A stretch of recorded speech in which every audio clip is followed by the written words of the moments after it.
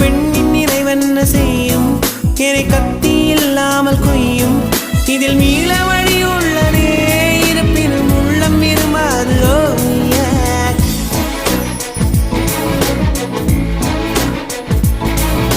விழிகளின் அருகினில் வானம் வெகு தொலைவினில் தூக்கம் இது 5 புலன்களின் ஏக்கம் என் முதல் அனுபவம்